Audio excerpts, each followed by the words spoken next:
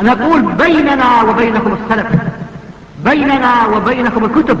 كان أحمد يقول البدع بيننا وبينكم الجنائز. الشيخ طاهر وايت أفضل من جاءنا من أمريكا، أفضل من جاءنا من أمريكا سلوكا، عقيدة، أخلاقا، أدبا. ما تركوا شيء من الألوان السب إلا وقالوه فيه. يمشي مع فلان، فعل مع فلان، قال مع فلان.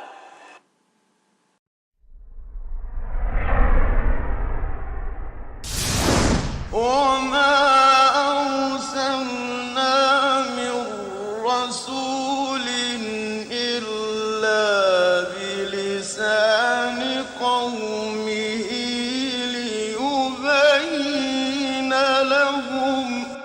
دروس من المسجد النبوي الشريف. In English. In English. In English.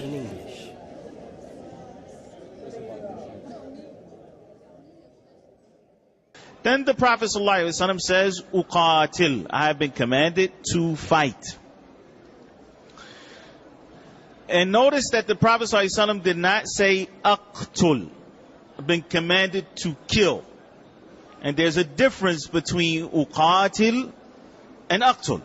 Yani one of them is on the wazn, or the strand of the verb, or the form of the verb, which is fa'ala, which means that there is some type of participation. Yani that there's two parties involved.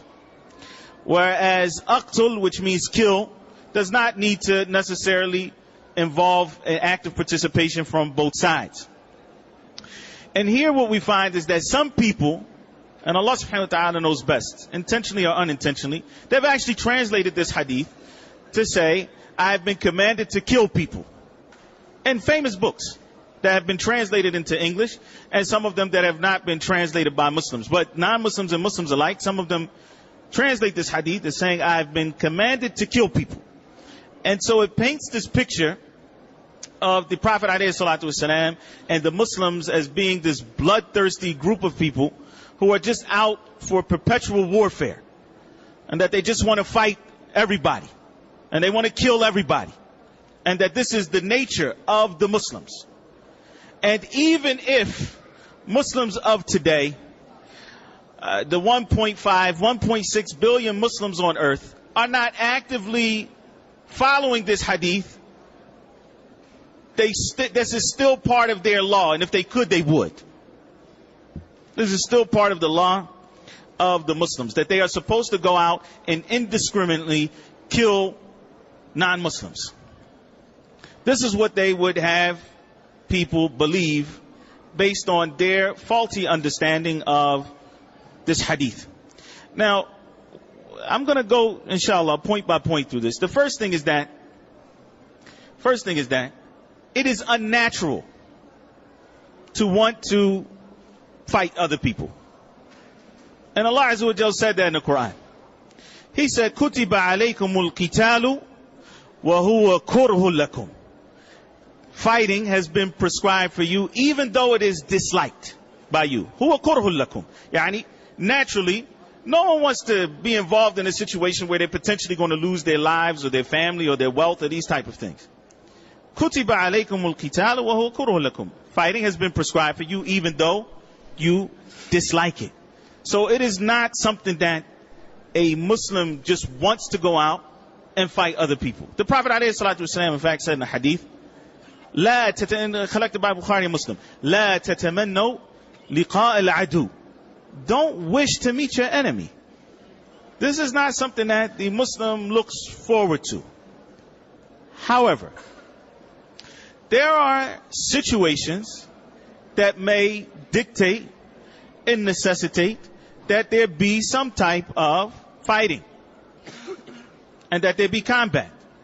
And this is not something that is specific to Islam and the Muslims. Any ideological system that exists out there has a concept of defending their ideology, and maybe even preemptive strikes in order to protect whatever ideology they may have, and that does not necessarily mean it is a religion.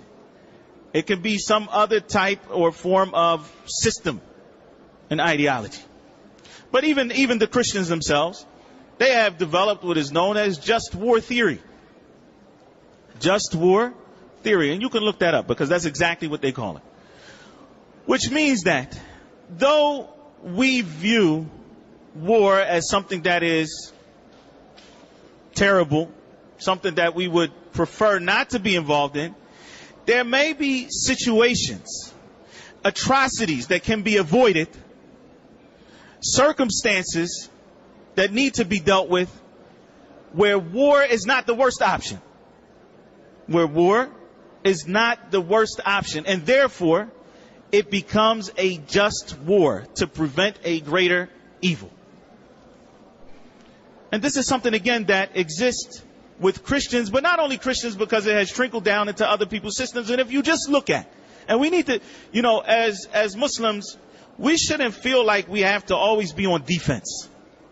I mean, when people quote these kind of hadith and they say, do you believe in that? Yes, we believe in the hadith. It's hadith in Bukhari and Muslim. We have no way of, it's not da'if, it's in the most authentic books after the book of Allah subhanahu wa ta'ala. However, it is not a matter of simply quoting a hadith. It is a matter of how is that text interpreted. How is that text interpreted? If you look at the last century and a half,